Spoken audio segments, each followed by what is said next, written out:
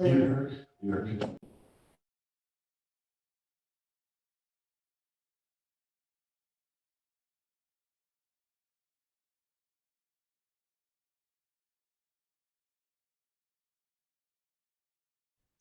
Here's your packet. I printed everything out.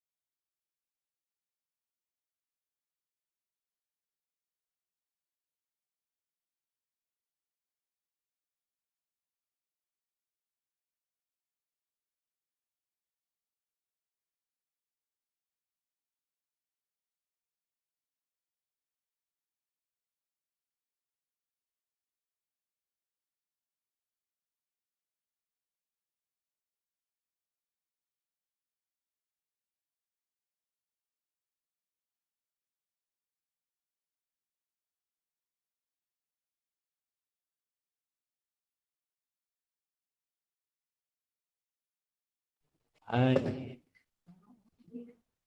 Oh, if you want yours to be, so on your, on your, that's coming from your laptop. It is. Yeah, I really. just hit the stop. Oh, from your, Stop. up here. No, in Zoom, hit the stop video button on the bottom. Oh, really? Yeah, and it'll just say your name. There you go. Yeah. Yeah, but, oh. it Yeah, has to be- we're on the conference room is down, yeah. It'll just every time, I'm really late. is this muted? Yes. Is your laptop's muted? Yes. Okay. Are we ready? Are we recording? Okay, then is everyone signed in who would like to speak tonight?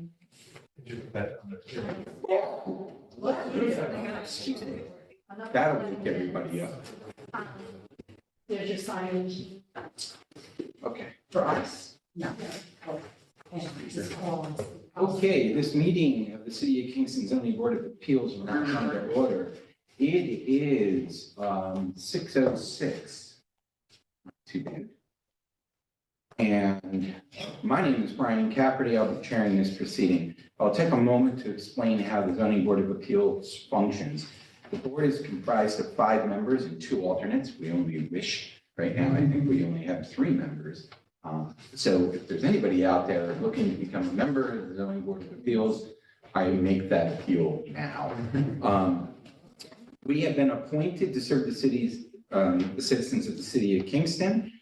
We perform this service to the best of our abilities on a volunteer unpaid basis. The other board members are, Mary Newbauer? Anthony Mahone. and myself, Brian Cafferty, chair. We have Amy Peterson now, who's going to keep us all on the straight and narrow. And we have corporate counsel here as well. There will be a period of public comment this evening for each variance request that has been presented. This period is an opportunity for individuals to make a statement of opinion, not to engage in debate. Each speaker must state their name and address for the record. Speakers must be brief and to the point to allow everyone a chance to speak. Speakers must address the board as a whole, not individual members and not other speakers or audience members. Professional demeanor is expected.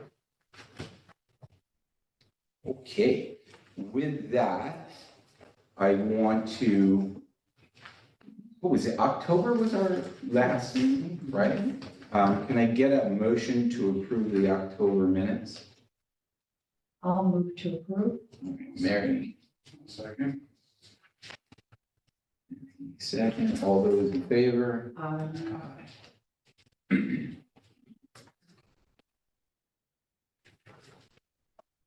Okay.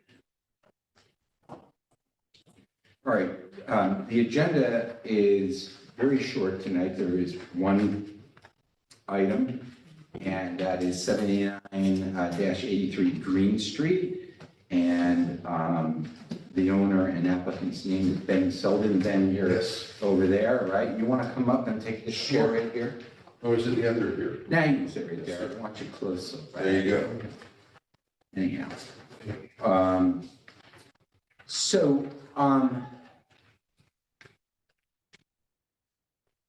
Yeah, so Eric's not here, so Eric would give us an overview. I do know that this application is in response to a code violation.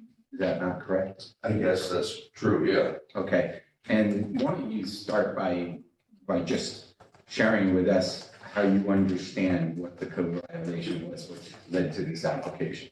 Okay, forgive me, this is definitely my first meeting here. I can just give you kind of like a rundown of the situation, if that's probably. Yeah. Okay, It's great. fine. So I acquired this building about a year ago. It was in very, very rough shape, and the previous owner had really mishandled it and had tenants and units that they shouldn't have been in, pieces that weren't, that they shouldn't have had tenants. Anyway, so I got the building mostly vacant at the time because it was just in such a condition. And I was rehabbing every unit. I've spent a substantial amount rehabbing every single unit. And when I got there, So I'm gonna ask you a question for clarification. When you purchased the building, exactly what was the layout involved? Like, how many apartments were there? How many boarding rooms? But just. Okay, so there was 25, okay, so there were 25 units total that were there. So then when When you say units, so there's seven, it was 19, it was 16 boarding rooms, efficiency units, and then seven, I'm sorry, it was six one bedrooms. And so now, and you're raising it from 16 to 19. And so when I was going to the building and I rehabbed the building and I had the contractors there, it was an 8-year project. I noticed that she had taken what was unit 1, that was a railroad apartment, and essentially made it, there were front doors for each room, essentially divided it up into 4 units. So while the contractors were there, I mean, I don't really have a great answer, but for the best, the truth is that when the contractors were there, and I realized this, I had them do everything while they were there, and I had them do the unit that she had broken up from 1 into essentially 4 units that were boarding houses that got it from 16 to 19 boarding houses. So now, boarding house rooms. boarding house room, sorry, yes. So we were saying that, so you're saying that you did a net increase of 3 boarding house rooms? I renovated it, yes, and that increase of that, they were, I thought it it was was there. 4. No, it's 3, It was 3. Okay. for sure. All right, just, that's why I'm doing this, I want to clarify. And there's still 6 one-bedroom apartments? Yes, that's the same.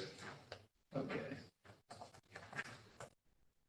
And typically the boarding house rooms, one tenant, that's it? In the Oh, for sure. So, does anybody else have any questions or clarification about how the violation came about? Yeah, Wow. Okay. so when did you acquire the building? About a year ago-ish. So, January-ish of 2023. Yeah. Yeah, maybe a little before that. Yeah, it was 22. was- Okay, yeah, I think a little before that, sorry. When? 22. Oh, that's a big Yeah, difference. not It's a whole year. January 23, but somewhere towards the end of 22. I think so. Mid to the end. Well, I mean, some of that's important information to know. Okay. So when, I found it a little, surprising that you don't know when you purchased this building.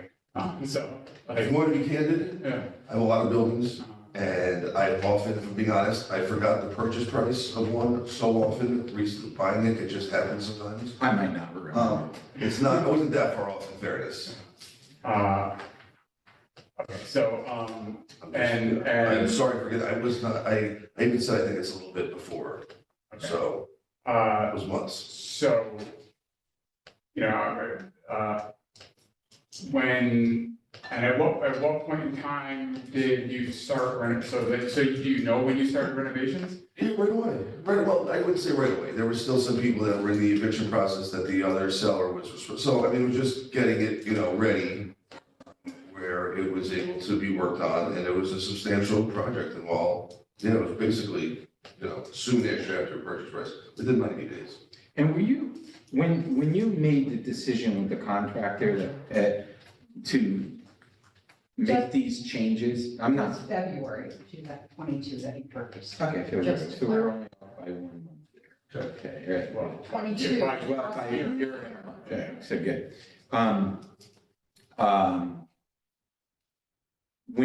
When the contractors were there and you made the decision to add 3 more boarding house rooms, were you cognizant of the fact that that required a building permit?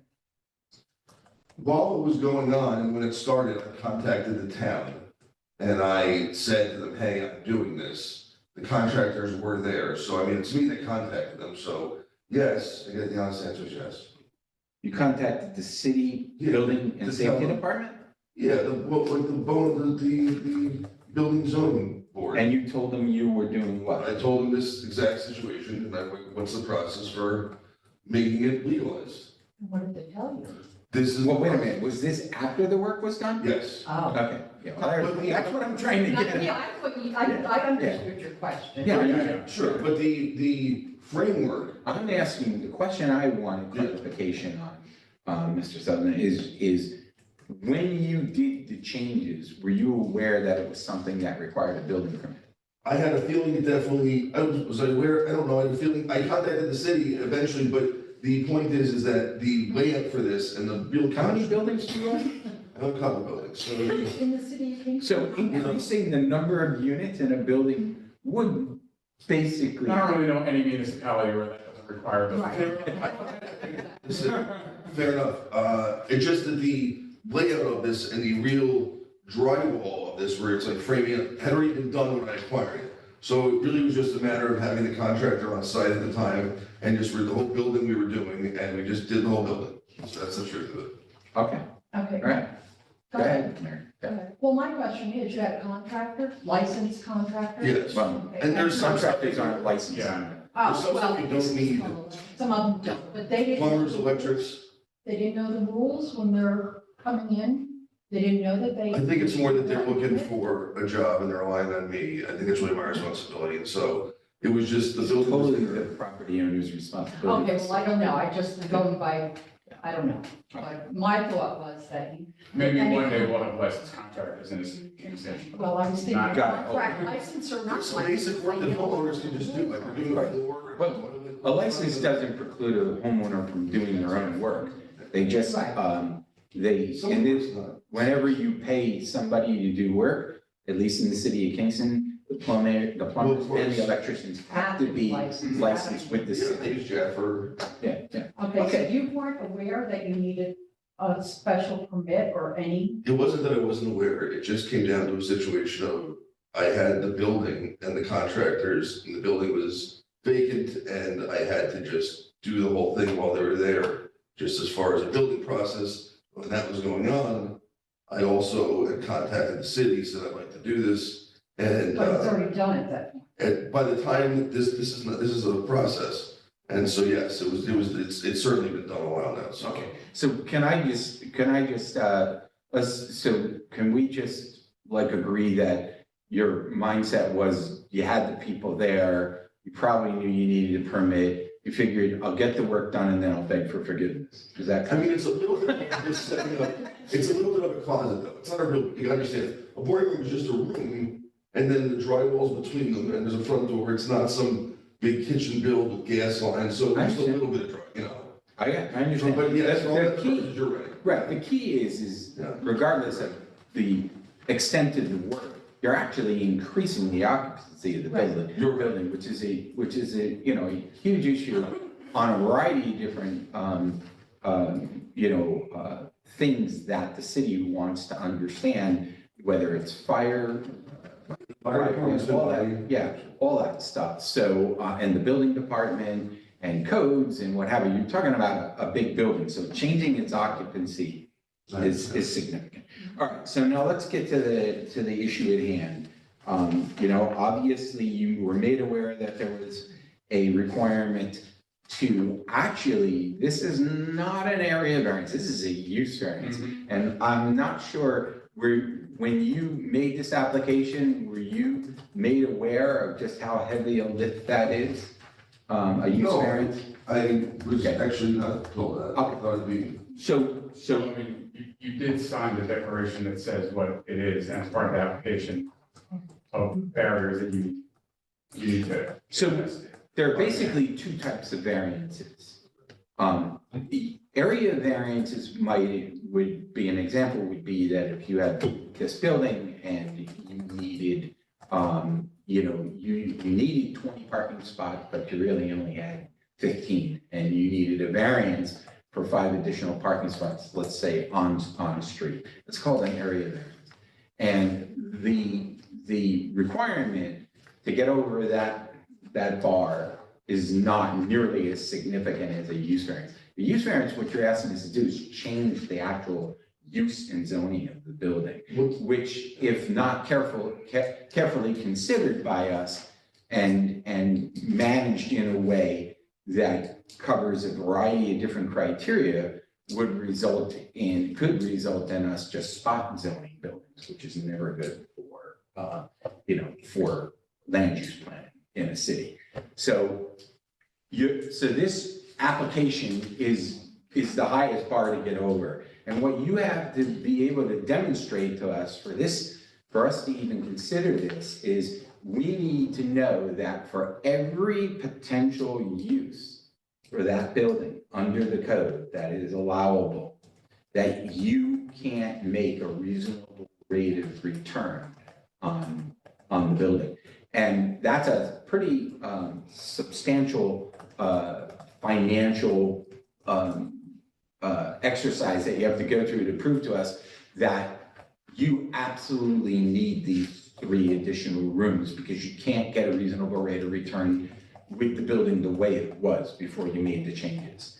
And I'm gonna submit to you, without you going through that exercise, that's gonna be difficult to do. I'm guessing. I mean, I think there's quick multiples in this business that can make it so I'm not at my break even without these. I mean, but I understand what you're saying for sure. You can demonstrate that you're gonna lose money if you don't have 3 additional boarding rooms. So To cover expenses and the mortgage to get to where I think this building's value is at. Listen, I totally understand it's a big hurdle. If you're just asking me honestly without trying, to get to where this building's value is at with my investment in the purchase price. I mean, yeah, I need these 3 units. But I understand it's a big hurdle, so I'm not. okay. So we do have some information from you, but I could see from the application that it wasn't going to be enough because Okay. what you have to do is and I'm part of this. I'm going to defer over to Anthony because we just started recently with a whole new code, and Anthony, we are grateful that Anthony has a very intimate knowledge of that new code, where the other members of the board, including myself, are just slowly but surely absorbing all the new changes and everything. He was involved in the creation of the code and every step of the way. So can you just quickly review with the applicant the various uses that you would have to show performance for and demonstrate? You're in T5, you're in the T5 district, so, I mean, there are a lot of uses. I mean, it is almost the most flexible use that you can get. And I mean, honestly, if you look at, I'll remind you of, that's part of the application you put in, right? So those are the barriers that Brian was just talking about. And we'll find here the list.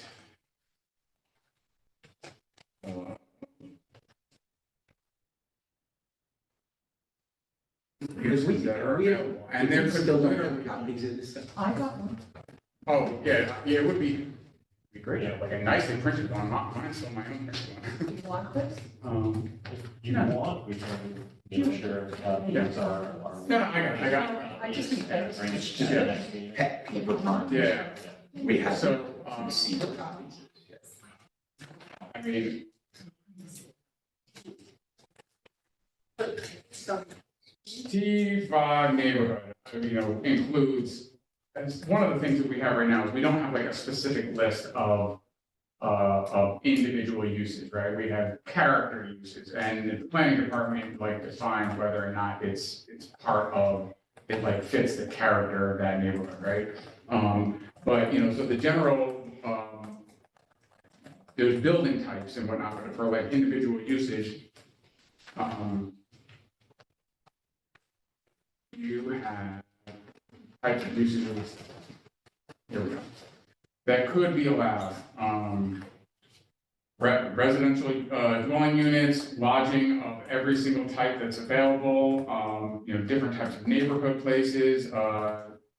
You could do outdoor entertainment, you could do healthcare services, meeting facilities, general offices, just to name a few things. The only thing, there's very few things you're not permitted by right to do, which is basically just audio auto-oriented services and adult use. Question, Anthony, Yeah. if, so what I need to understand under the new code, I understand under the old code, Yeah. which would be much more clearer. Yeah. And concise as to, which was part of the problem, because one size doesn't fit all. Yeah. But how is this a change of use? It's a change of use because the total number of units, They're expanding the use of the boarding. yeah, So the boarding house, there's certain criteria under the code. That's what I'm getting at. So they're expanding it to a larger use. So this building's use was limited to the number of boarding rooms that it had. And so to add them, it actually creates a change of use? Yes.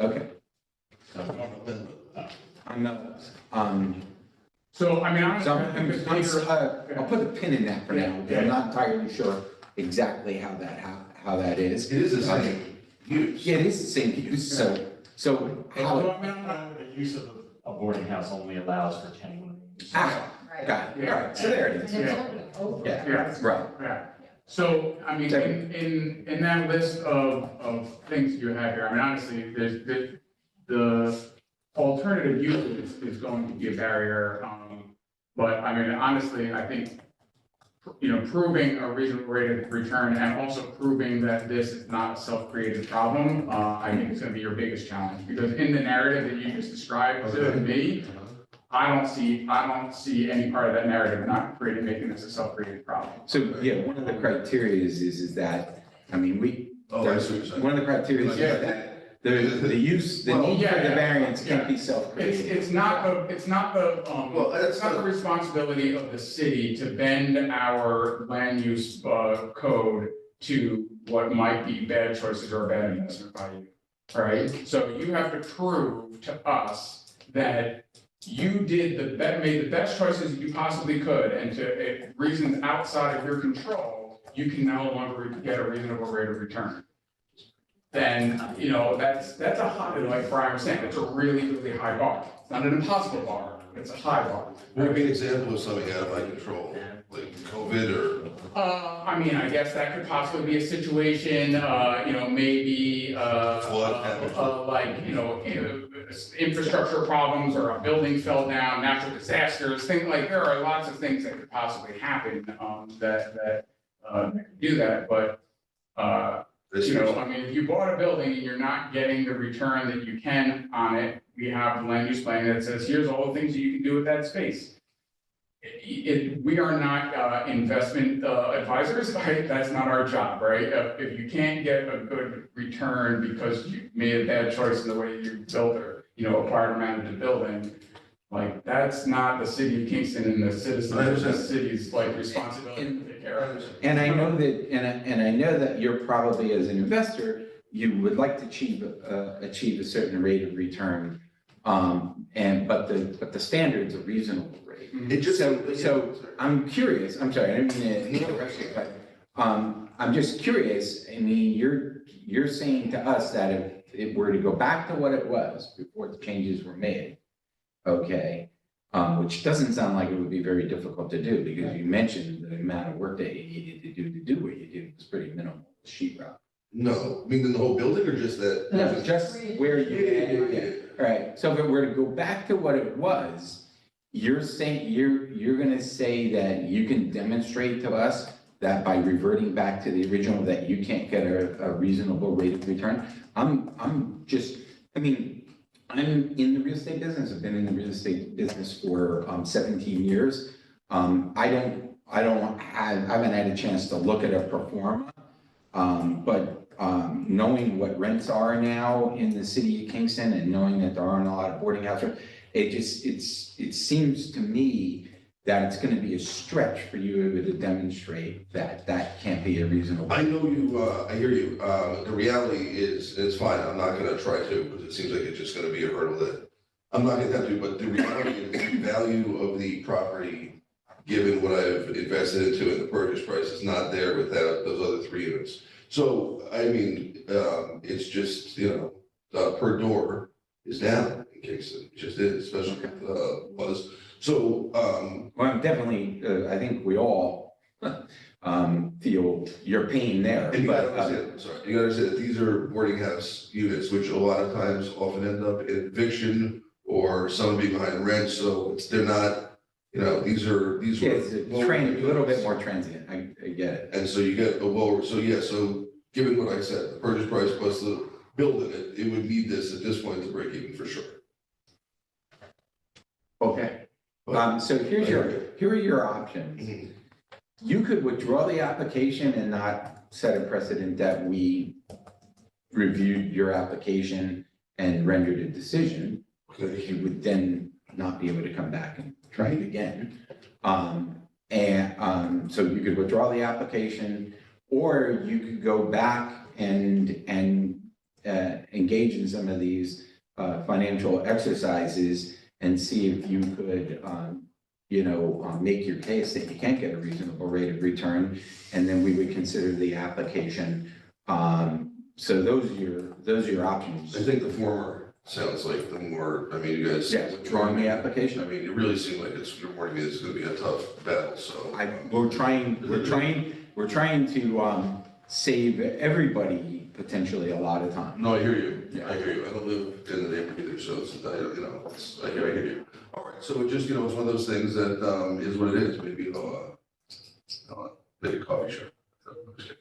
Okay, So, one of the issues that you got here, I don't know, that's one of the reasons why I was asking about the timeline, is like, also, like, has the work that you've done here, like, been approved by HCR as a? Yeah, no, the fire department, people come in, so. No, I'm talking about the State Department of Housing and Community Renewal. There's a building safety board that comes by you gotta pay a per unit fee. That's the city, I'm talking about New York State, because this is a rent stabilized unit or building. So you have to also comply with Department of Home and Community Renewal. So the way that that's worked, in my experience, is when you get a new applicant from the city, they come and do an inspection of that unit at the time. No. Okay. You need to be registered with the state, I have this registered. I haven't filled out, like, I'm registered. Okay, in order for you to do any work on this building at all, you have to be approved by HCR under a major capital improvement application in order to be able to do any changes to units. You can't evict people, you can't change the rent of those units with, right now, like rents in all of those units is set at 0% change since August 1st, 2022. So none of those things can change because you're in an ETPA regulated, that's where ETPA regulated building. And this is also part of the reason why, as far as like value being down, like one of these rules that plays into it, why. Well, I understand that, but correct me if I'm wrong, but when was it decided that it's 0%? I thought it was, No, you could raise the rent. This is only in buildings covered by the Emergency Tenant Protection Act. No, I'm talking about the Emergency Tenant Yeah. Protection Act. My understanding is it doesn't require, they don't not allow any increase in rent. No, the board voted on 0% rate and originally -15%, which is still held up in litigation. So right now, there's 0% change, zero change, and. Yeah. All right, well, thank you for your time. I hear you. I'm probably going to, like I said, withdraw it then because it sounds like it's going to be a hurdle. And as you say, it's not the town's responsibility to make me whole on a deal, which is fair. Yeah. All right. So thank you guys for your time. Thank you. Just for the record, you're gonna withdraw the application? Yes. Thank you, guys. Well, I'll send no problem. all he needs to do is contact Eric Kitchen. Do you know that Kingston site where you can? I talked to Eric a bunch about this, so I can just, if you want, that's, yeah. Yeah, just communicate with him that. Thank you so much for your time. Just based on that, just do a motion to table any one of the applications. Thank you guys for your time. Yeah, hold on, before you go, sorry, go ahead. Just do for the motion to, table, the application, so that, We can receive. Yeah, and then okay. overall. So can I get a motion to I'll make a table? motion to table. Okay, thanks, guys. All right, thank you. Have a good. All those in favor? Aye. All right, so the motion to table was made.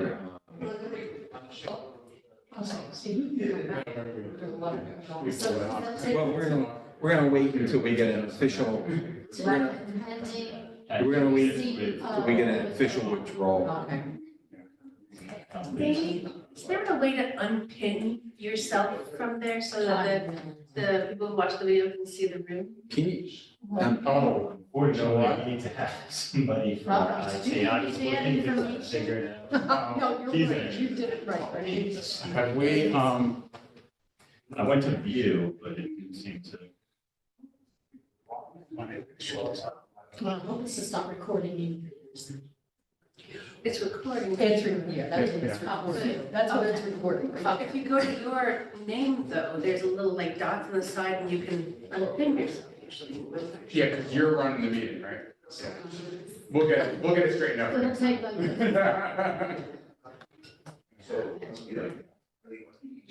Uh, Are there other agenda items? no, that's it. Thank God. That's an I tell it like it is. You can ask anybody here. Yes. I'm not one for mixing words.